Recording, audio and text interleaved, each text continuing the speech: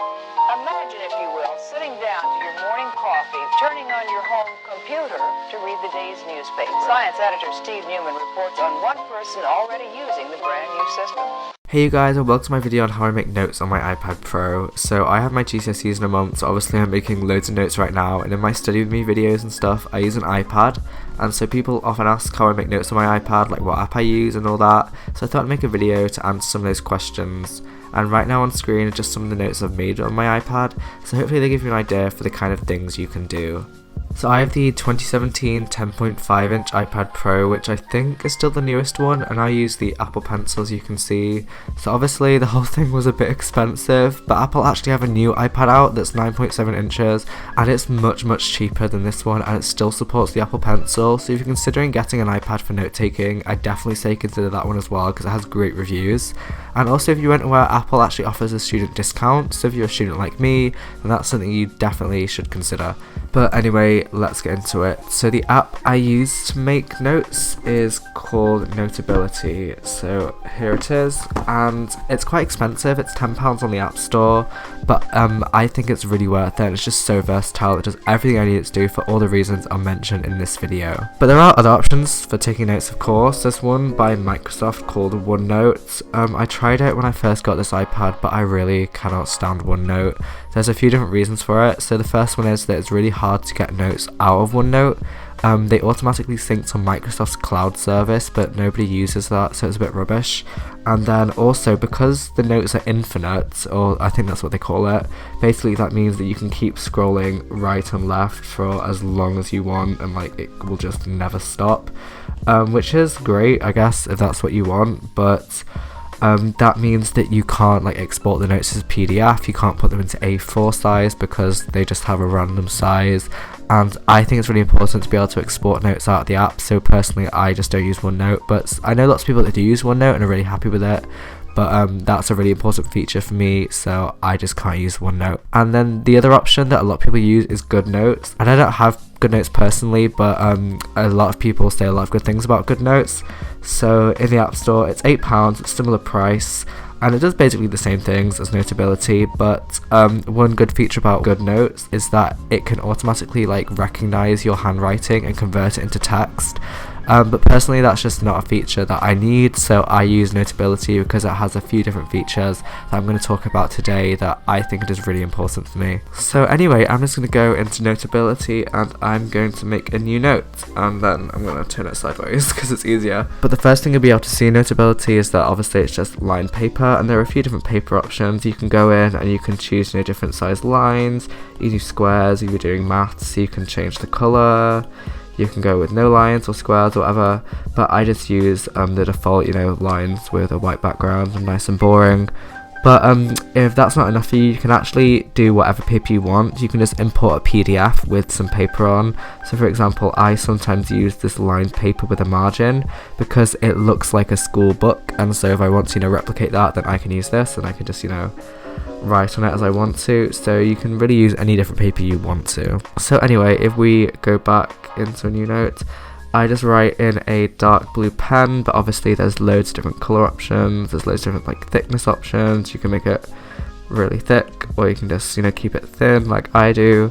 And then there's this really cool zoom tool as well, so it allows you to write, and I can't write and talk at the same time, so I'm just gonna there's gonna be a lot to do.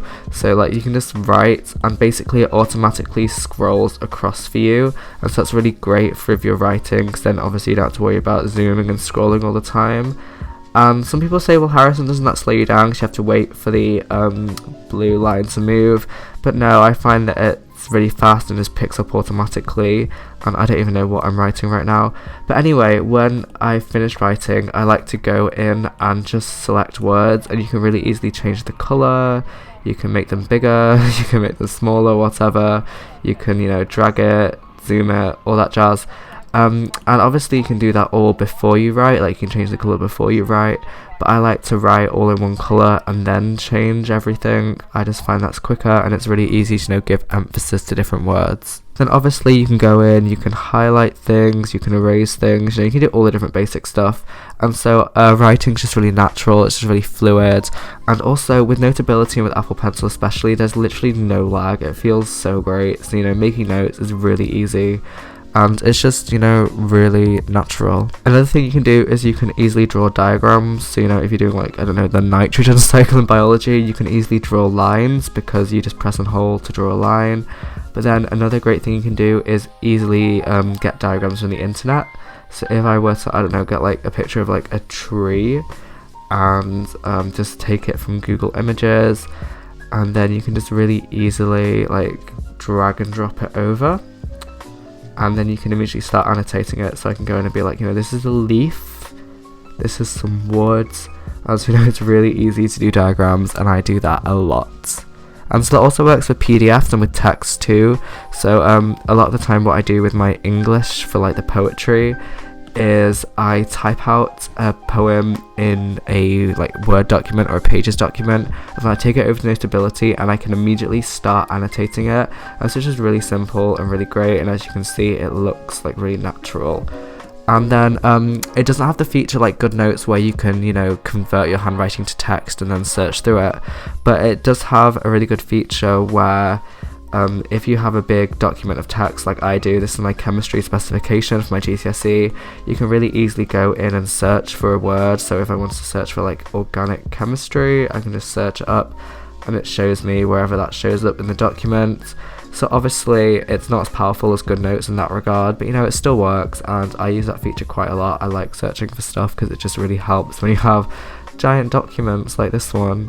And then another great feature which I'm obsessed with but I don't use too often is the ability to record audio as you make notes. And that doesn't sound too exciting at first glance, but it syncs up with your writing. So if I go in and I just start recording and then I write, hello, my name is Harrison, a really exciting sentence.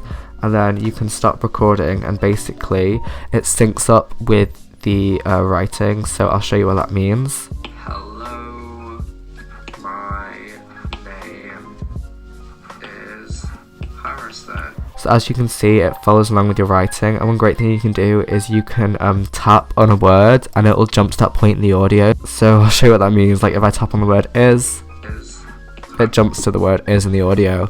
So as I said, I don't use that too often, but when I do, it's really powerful, because say for example you're making notes in class and you've got a teacher talking and you want to jump to the point in the notes where a teacher's explaining something, you can really easily jump to that point, and so it's really powerful in that regards. And then, as I mentioned, Notability is really great for exporting notes, and this is the best feature of Notability, I feel. So you can export them anywhere, to email, Dropbox, whatever, any app you want really. You can export them as a PDF. If we just go and look at this PDF, there it is. Nice and simple. You can airdrop it, you can text it, whatever, it's great.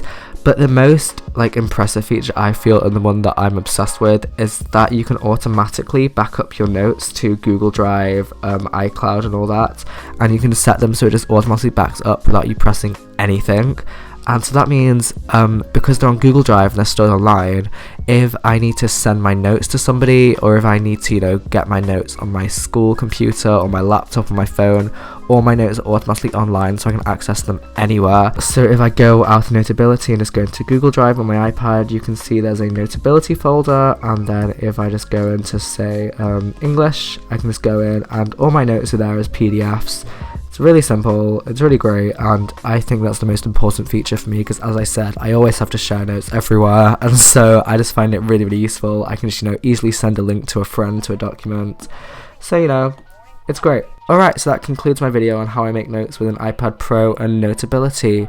As always, thanks for watching. If you have any comments, queries, questions, suggestions, whatever, anything you want to share, just please leave them in the comments below. And if this video is useful, please feel free to like and subscribe and, share it with a friend or whatever, whatever you want to do. But as always, thanks for watching, and I'll see you very soon. Goodbye.